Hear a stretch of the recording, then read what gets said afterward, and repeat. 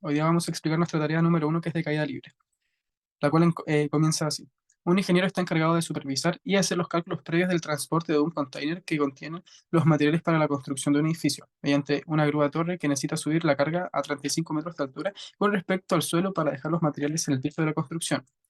Los cálculos del ingeniero concluyen que el container sube a una aceleración constante de 0,5 metros sobre segundos cuadrados, con una velocidad máxima de 1,5 metros sobre segundos. Una vez el container está elevado a 35 metros sobre el suelo, el mecanismo de la grúa falla y el container entra en caída libre. Nosotros despreciamos los efectos de fricción del aire. Y nuestra primera pregunta A consiste en realiza un dibujo de la situación con el sistema de referencia dado, definiendo claramente. Bueno, nosotros empezamos dibujando un eje X y un eje Y. El eje X representaría el piso, nos representaría todo lo que es la superficie, y el eje Y nos representaría lo que es la altura. Eh, Dibujamos la grúa torre, que está a una altura de 35 metros sobre el nivel del suelo, del eje X, y dibujamos el container que está subiendo bajo un estilo de cuerda de polea, y la cual tiene una aceleración constante de 0,5 metros sobre segundos cuadrados. También se hace notar que hay un vector de la gravedad que está en dirección contraria a la aceleración constante. Yo voy a presentar el problema B, que pregunta, ¿cuánto se demora en subir el container los 35 metros sabiendo que tiene tope de velocidad 1,5 metros sobre segundo? Lo primero que hacemos es tomar en cuenta que tiene velocidad límite. Eso quiere decir que a cierto punto la aceleración se convierte en cero. Hay dos tramos.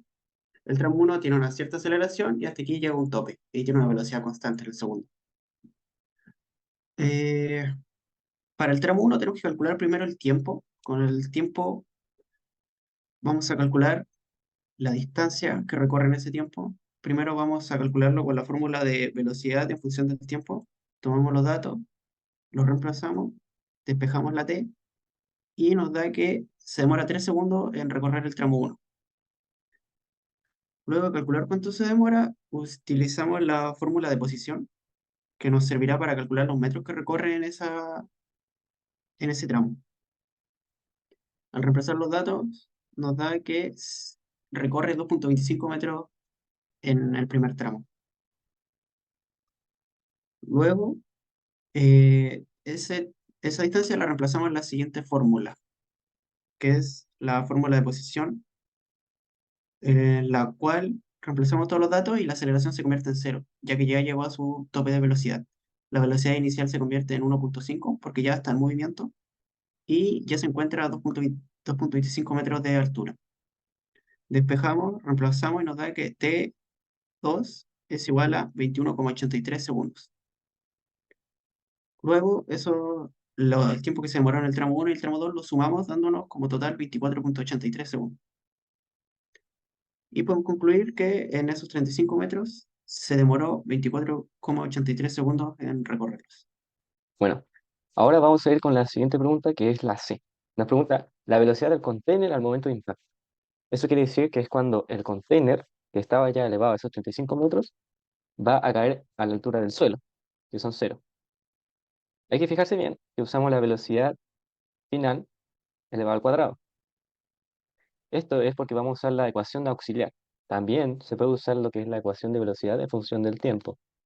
Como vamos a usar tenemos que reemplazar con lo que tenemos. La velocidad inicial, que es cero, puesto que es caída libre, menos 2 por la aceleración de gravedad, 9,8, por delta I, que eso quiere decir la posición final menos la inicial. La posición final en este caso va a ser cero, porque queremos que este container, que está a una altura de 35, llegue a los 0 metros. Por eso, posición final menos inicial. 0 menos 35. Al finalizar, nos da 686 metros cuadrados partidos segundo cuadrado. Esto lo tenemos que despejar usando la raíz cuadrada, lo que nos da un valor tanto positivo como negativo. En este caso se debe de usar el valor negativo, puesto que en función de nuestro eje de coordenadas, sistema de coordenadas, como está posicionado a una altura de 35 metros, esta va cayendo hacia abajo el container, en la posición de Y negativo. Por tanto, su velocidad va a ser unos 26,19 metros segundos.